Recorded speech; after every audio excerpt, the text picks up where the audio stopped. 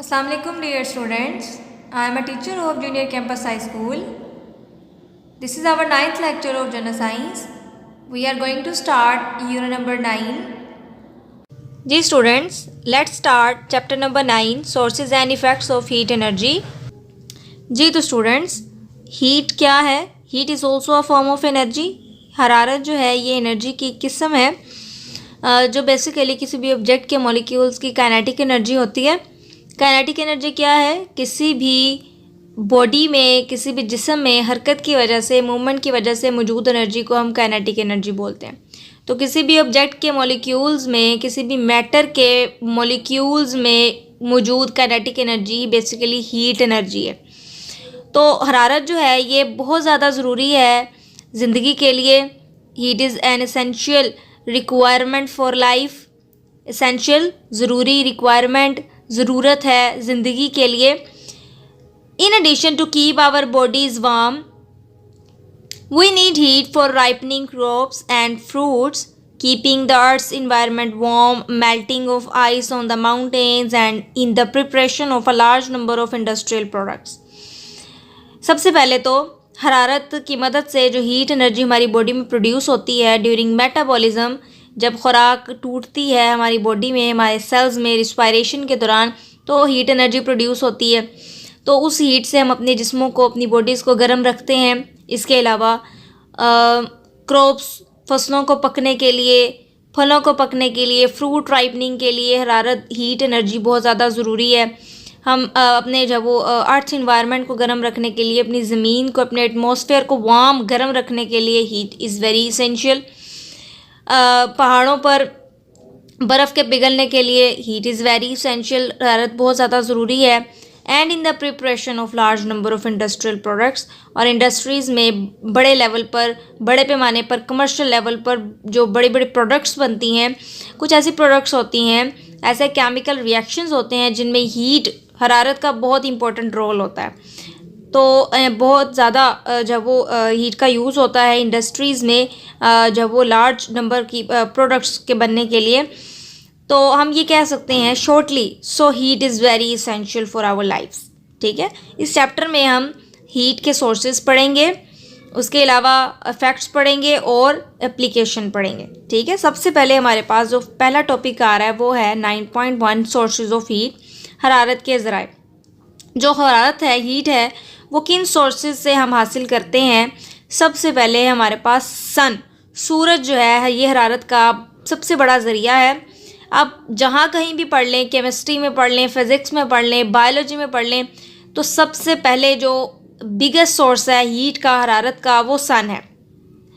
It means के हमारी अर्थ पर जो हरारत सबसे ज़्यादा हमें मिलती है वो कहाँ से आती है? सूरज से। तो sun is the biggest source of heat. सूरज जो है वो हरारत का सबसे बड़ा ज़रिया है। और जो सूरज की जो हीट है, हीट एनर्जी है, वो ज़मीन तक कैसे पहुंचती है? रेडिएशंस, शुआओं की शक्ल में पहुंचती है। Sun's heat reaches the earth in the form of radiations. Solar radiations, अब ये जो शुआएं हैं जो हरारत लेके आ रही हैं सन से, सूरज से, ये जो रेडिएशंस हैं ये हमारे एटमॉस्फेयर को, हमारी ज़मीन को गर्म रखती हैं एट अ सूटेबल टेम्परेचर, इतने टेम्परेचर तक कि ज़िंदगी जो है, लाइफ जो है वो सरवाइव कर सके। इतने टेम्परेचर तक जो ये रेडिएशंस हैं वो हमारे अर्थ इन्वायरमेंट को गर्म रखती हैं। पेज नंबर 1 to 4 पे जो यहाँ पे डायग्राम्स हैं, फिगर्स दी हुई हैं, इनको देख लेते हैं ज़रा। फिगर 9.1 में देखें, सूरज से जो रेडिएशंस हैं वो अर्थ पर आती हैं, ज़मीन पर पहुँचती है। जो सूरज की हरारत है वो ज़मीन तक आती है रेडिएशंस की शक्ल में। जो अर्थ है वो हीट एनर्जी को अपनी ज़रूरत के मुताबिक जज़ब कर लेती है। बाकी जो है वो ज़मीन से जो हीट एनर्जी है, रेडिएशंस हैं, वो रिफ़्लेक्ट हो जाती हैं, ज़मीन के सरफेस से टकरा कर वापस चली जाती हैं। अब जब ज़मीन गर्म होती है तो गर्म होने पर अर्थ सरफेस से रेडिएशंस, हरारत जो है वो एमिट होती है, खारिज होती है। ठीक है, सेकंड डायग्राम जो है, सेकंड फिगर में देखें 9.2 solar radiations used by plants. Plants जो हैं वो फूड सिंथेसिस के लिए, अपनी खुराक तैयार करने के लिए सनलाइट एनर्जी को यूज़ करते हैं during day time. Sunlight energy को ऑब्जॉर्व करते हैं, कैप्चर करते हैं और उस सनलाइट एनर्जी को कन्वर्ट कर रहे होते हैं केमिकल एनर्जी में अपनी फूड की प्रिपरेशन के लिए। तो सन जो है ये सबसे बड़ा एनर्जी का ज़रिया है अर्थ पर, ज़मीन पर। सेकंड सोर्स क्या है? We keep our bodies. सबसे पहले सेकंड सोर्स क्या है हमारी बॉडी जो हीट है हरारत का, हमारी बॉडी में खुराक की डाइजेशन मेटाबॉलिज्म के दौरान, रिस्पायरेशन के दौरान जब खुराक टूटती है, फूड में जो कार्बन और हाइड्रोजन के दरमियान बॉन्ड है, तो बॉन्ड यानी केमिकल एनर्जी जो रिलीज़ होती है बॉन्ड के टूटने की वजह से, वो केमिकल एनर्जी जो हीट की शक्ल में रिलीज़ होती है।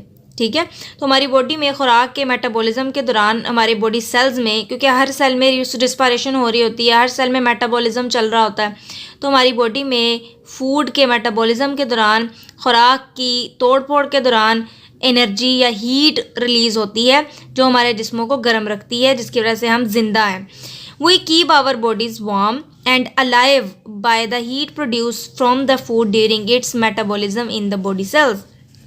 थर्ड देखते हैं, heat is also produced by burning of wood, coal, oil and gas etcetera.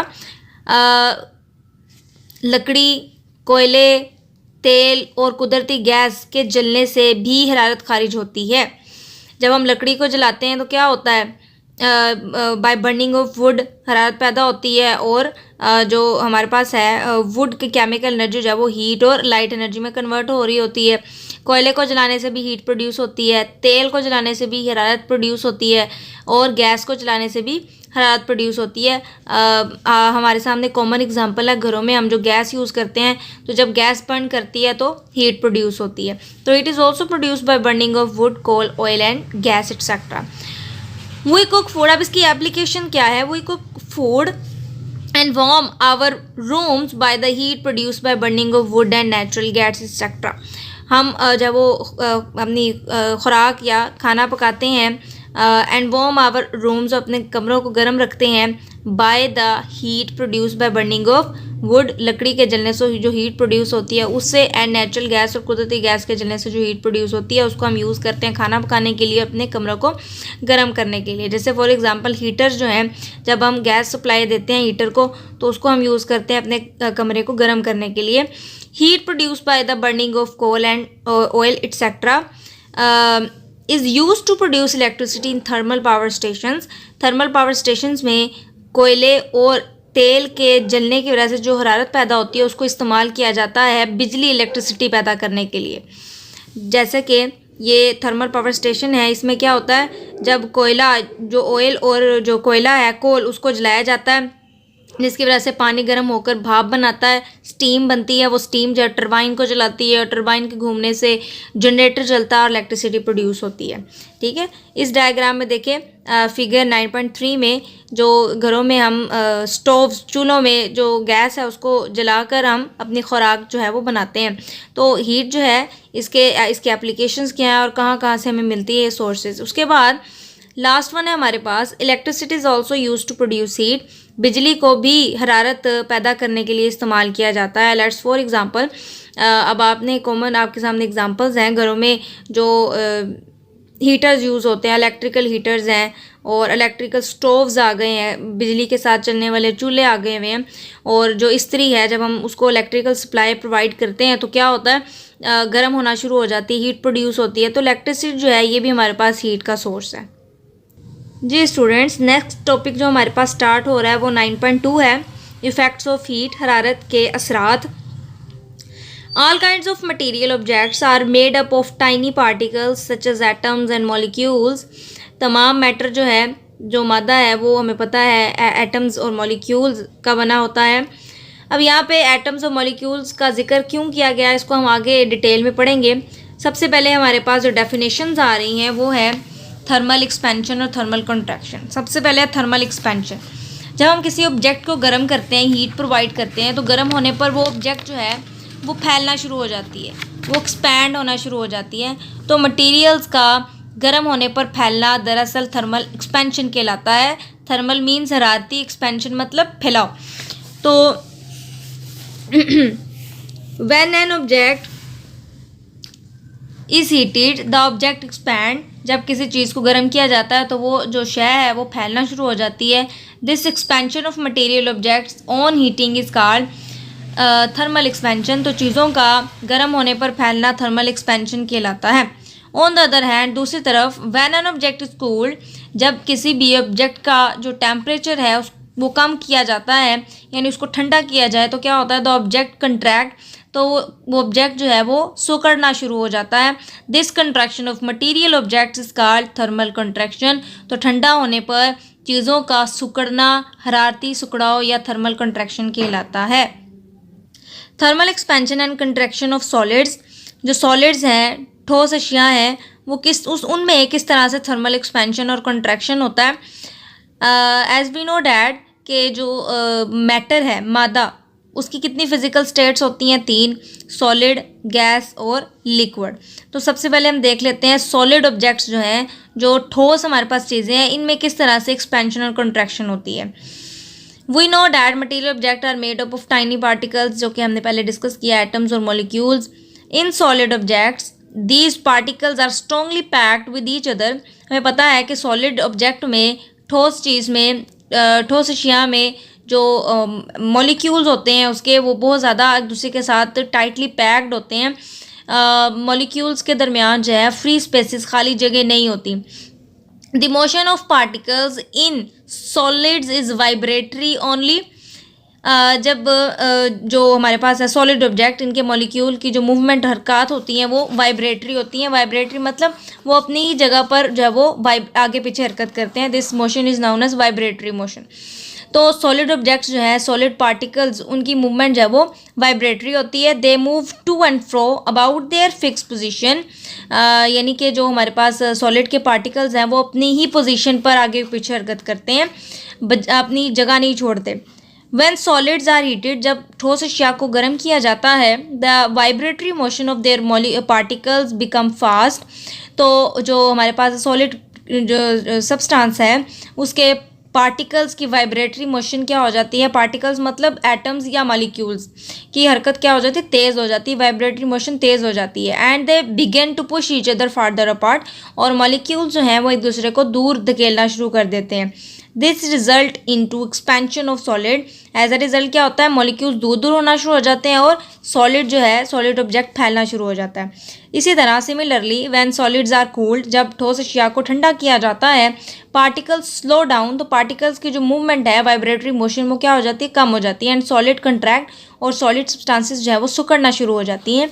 As you can see in the diagram figure 9.6 में देखें, जब किसी भी सॉलिड ऑब्जेक्ट को हीट किया जाता है तो इसके जो पार्टिकल्स हैं, जो एटम्स, मॉलिक्यूल्स हैं, वो उनकी वाइब्रेटरी मोशन तेज़ हो जाती है और वो एक दूसरे से दूर दूर होना शुरू हो जाते हैं।